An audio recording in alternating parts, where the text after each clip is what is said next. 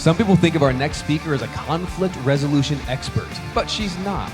She's a conflict transformation specialist. She takes exhausted, frustrated relationships and turns them into productive partnerships. Please help me welcome to the stage, Miss Valerie Mrak!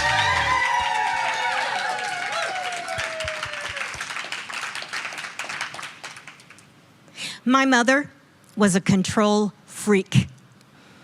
Everything in her home and her life had to be just so. I never measure up. I found out later she was doing that because my dad was always yelling, except when he forgot to yell because he was hitting us. He hated that he did that, so he went to his wood shop and he created a paddle that was a 1/2 inch thick for my mother to discipline us. What do you expect? I'm 11 years old and I'm already angry. And then my brother is born. My dad has a son, East European family. And I discover I'm also not good enough.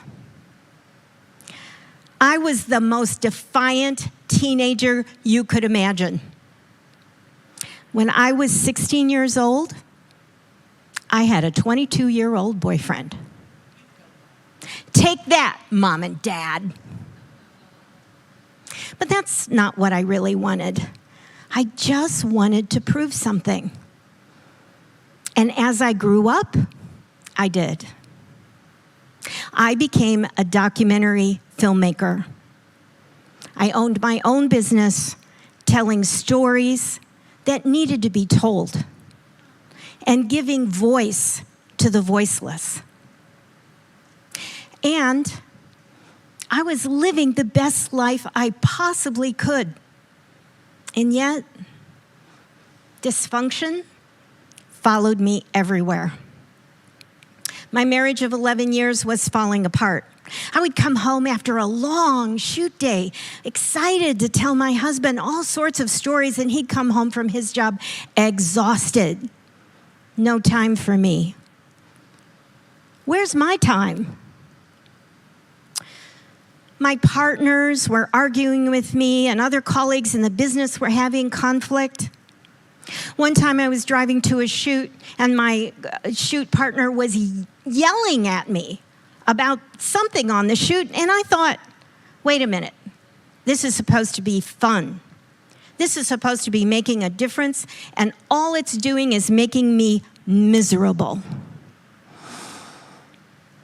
At the peak of my career, I was working with Fortune 500 companies like AT&T and Waste Management, and producing my favorite documentary, Shadow over Tibet. And that took us all the way to India, to a mountainside, to a village clinging to a mountainside, where I came face to face with His Holiness, the Dalai Lama. I had no idea how my life was about to change.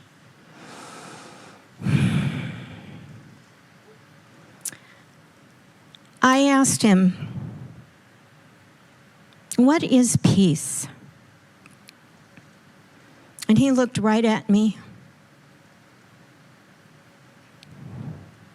And I knew that he knew who I was. A scared, bitter, not good enough 11-year-old girl. And he said, before you have external peace, you must have a zone of peace in your heart. And that moment changed everything. I understood that I could no longer blame the people in my life for how my life turned out. I couldn't blame my mom for needing to control things, or my dad for yelling too much, or my business partners for yelling too much, or my husband for not having enough time for me. That I was responsible for my life, that I was the one accountable for my own peace.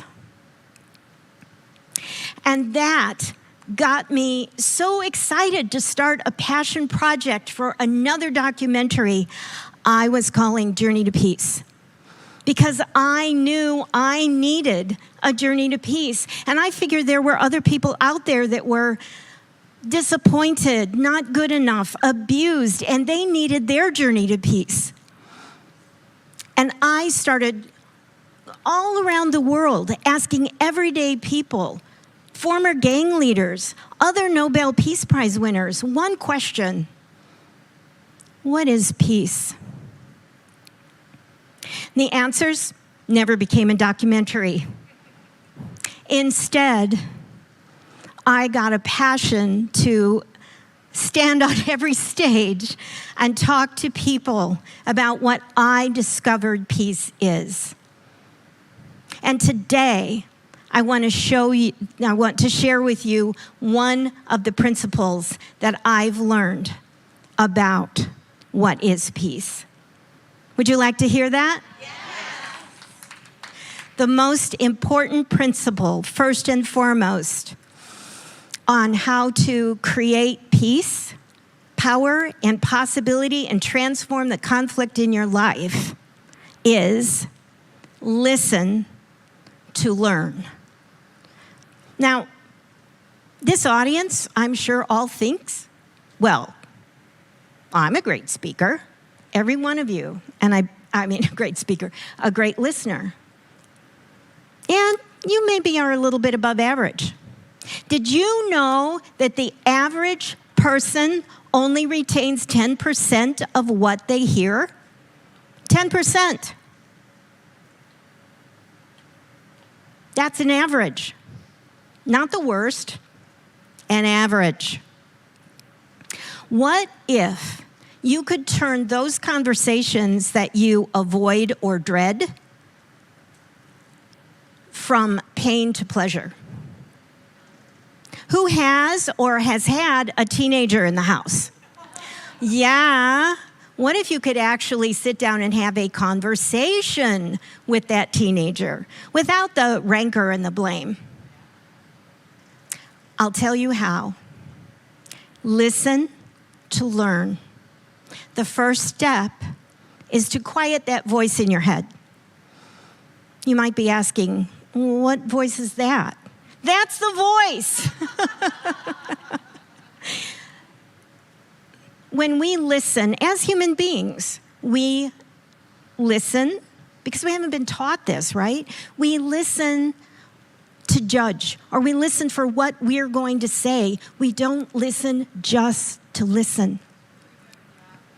Listen to learn.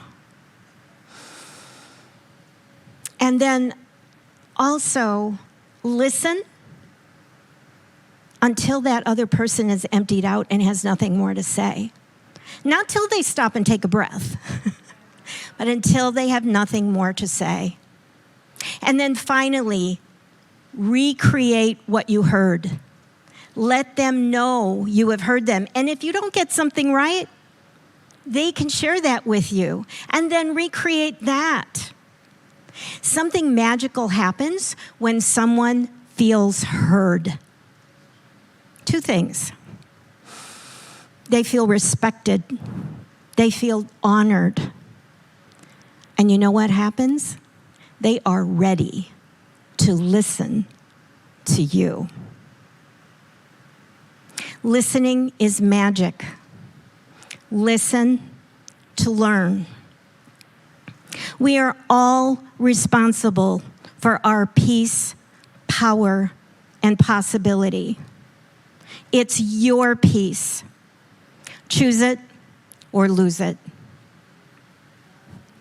Thank you.